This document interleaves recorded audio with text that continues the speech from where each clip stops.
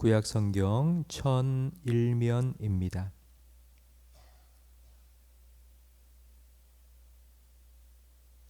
이사야 30장 1절부터 7절까지 한 절씩 교독하겠습니다.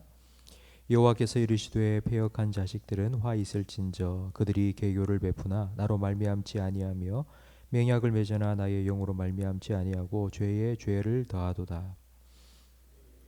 세력 안에서 스스로 강하려 하며 애굽의 그늘에 피하려 하여 애굽으로 내려갔으되 나의 입에 묻지 아니하였도다. 그러므로 바로의 세력이 너희의 수치가 되며 애굽의 그늘에 피함이 너희의 수욕이 될 것이라.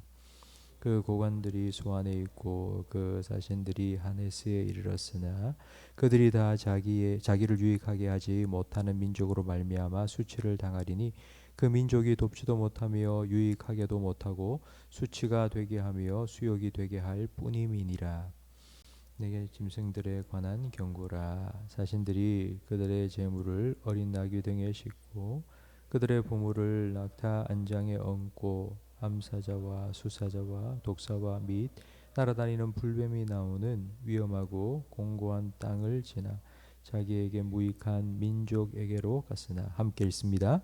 애굽의 도움은 헛되고 무익하니라. 그러므로 내가 애굽을 가만히 앉은 라합이라 일컬었느니라. 아멘. 어느 날 딸이 남자 하나를 데리고 와서는 아버지, 내가 이 사람하고 다음 주 토요일 날 결혼할 겁니다. 이런 말을 했다면 여러분 어떻겠습니까?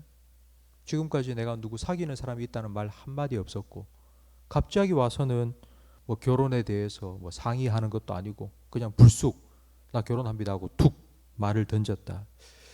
여러분 얼마나 마음이 섭섭하겠습니까? 섭섭한 정도가 아니라 괘씸하고 배신감이 아마 들 것 같습니다. 하나님이 지금 이런 마음입니다.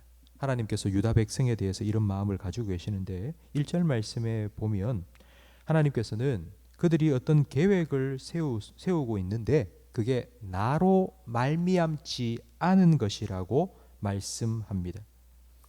하나님과 상의 한마디 없이 계획을 세운 것입니다. 그리고 하나님께 물어보지도 않고 아주 중요한 결정을 내렸습니다. 성도 여러분, 우리는 하나님을 가끔씩은 애프터 서비스 기사쯤으로 생각할 때가 있는 것 같습니다. 뭔가를 시작하고 어떤 일을 결정할 때에 하나님 이거 할까요 말까요, 이렇게 할까요 저렇게 할까요, 좀 물어보고 하나님의 뜻과 인도하심을 구하고 해야 되는데 그런 거 한 개도 없이 그냥 내가 알아서 결정 다 해놓고는 그렇게 살다가 문제가 생기고 어려움을 겪을 때 AS 전화하는 것처럼 전화해서 기도해서 하나님 좀 도와주세요, 내 이런 문제 생겼어요, 해결해 주세요, 이렇게 기도하고 있지는 않습니까? 무슨 일이든지 우리는 하나님께 먼저 묻고 하나님 뜻을 구하고 하나님의 인도하심을 간구하고 시작해야 합니다. 저에게는 이 새벽 기도가 정말 중요한 시간입니다.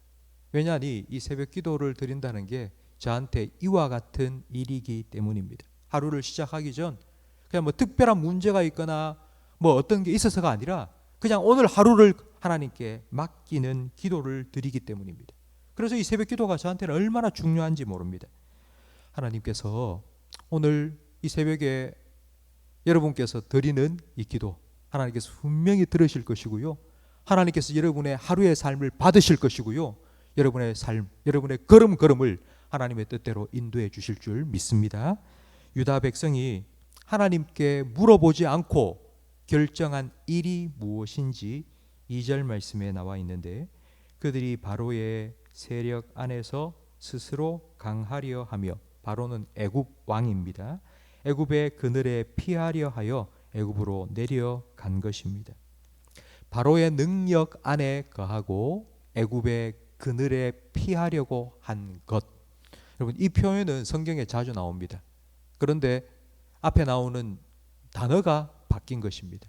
보통 우리 하나님 믿는 백성들은 하나님의 능력 아래 거하고 하나님의 날개 그늘 아래 피한다고 말하죠. 이때까지 이스라엘 백성, 유다 백성들이 그렇게 살다가 이제는 하나님이 아니라 바로 왕 밑에 그리고 애굽의 그늘에 피하려고 한 것입니다. 하나님께서는 그런 그들에게 너희가 의지하는 그것들이 오히려 너희의 수치가 되고 수욕이 될 것이라고 말씀하십니다. 하나님께서 이렇게 경고하셨는데도 불구하고 유다 백성들은, 유다 지도자들은 사신들을 애굽에 보냈습니다. 6절 말씀에 보면 내게 짐승들에 관한 경고라고 말씀하는데, 이 네겝은 이스라엘에서부터 애굽까지 내려가는 길에 반드시 통과해야 될 사막 이름입니다. 네겝을 통과해야지만이 애굽으로 갈 수 있습니다. 그런데 그 네겝이라는 사막에는 사자들이 삽니다. 그리고 독사들이 살고 불뱀들이 살고 있습니다. 그 네겝을 통과하는 건 매우 위험한 일입니다. 그런데 이런 위험 부담을 감수하고도 애굽의 도움을 얻기 위해서 유다 백성들은 내려가고 있습니다. 그런데 하나님께서 이렇게 말씀합니다. 7절 말씀에 보니 애굽의 도움은 헛되고 무익하다고. 애굽을 가만히 앉은 라합이라고 하나님 부르시는데 이건 이빨 빠진 호랑이와 같다는 의미입니다. 하나님께서 이렇게 이스라엘 백성, 유다 백성에게 제발 좀 나를 의지해라. 애굽 의지하지 마라. 무익하고 유익하지 않고 헛된 것이다. 하나님께서 말씀해 주시고 난 후 8절 말씀에, 여러분 8절을 다 같이 읽겠습니다. 이제 가서 백성 앞에서 서판에 기록하며 책에 써서 후세에 영원히 있게 하라. 하나님 명령하십니다. 지금 하나님께서 이사야를 통하여 유다에 주신 이 모든 말씀을 책으로 기록해 놓으라고 명령하셨습니다. 왜냐하면 훗날 후세들이, 자녀들이 이렇게 묻습니다. 아버지, 왜 우리가 이렇게 됐어요? 왜 우리가 망했죠? 왜 하나님께서 우리를 버리신 겁니까? 라고 물을 때에 그 책을 보여주라고요. 하나님께서는 분명히 애굽 의지하지 말고 나를 의지하라고 말씀하셨지만, 그러나 우리가 하나님을 떠난 거야. 하나님이 우리를 버린 게 아니라 우리가 하나님을 떠나서 이렇게 되었다는 것을 하나님 오해하지 않도록, 하나님에 대해서 오해하지 않도록 책에 기록해서 보여주라고 하나님께서 명령하신 것입니다. 그러면서 뒤에 15절 말씀을 다시 다 같이 읽겠습니다. 주 여호와 이스라엘의 거룩하신 이가 이같이 말씀하시되 너희가 돌이켜 조용히 있어야 구원을 얻을 것이요 잠잠하고 신뢰하여야 힘을 얻을 것이거늘 너희가 원하지 아니하고. 이 15절 말씀에서 하나님께서는 자기의 본심을 다시 한번 슬쩍 내비칩니다. 제발 네가 세운 계획 내려놓아라. 그리고 나 바라보고 내가 주는 구원 좀 얻어라. 나에게로 돌아와라. 잠잠히 나를 믿고 의지해라.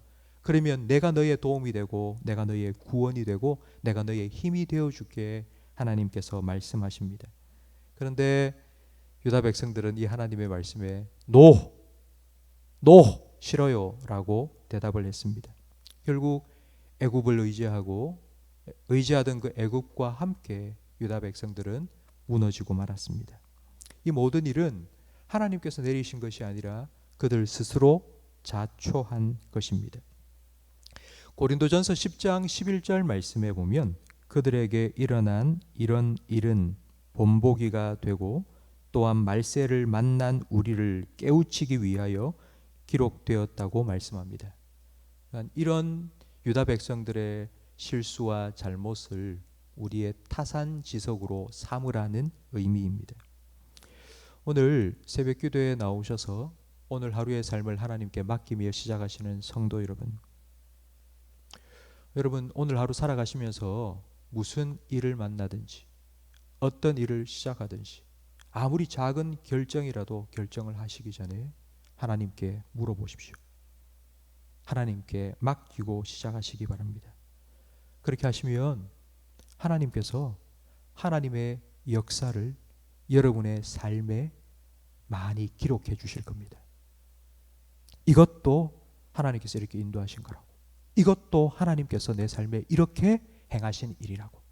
저는 여러분의 삶이 하나님 역사의 기록이 되기를 간절히 바랍니다.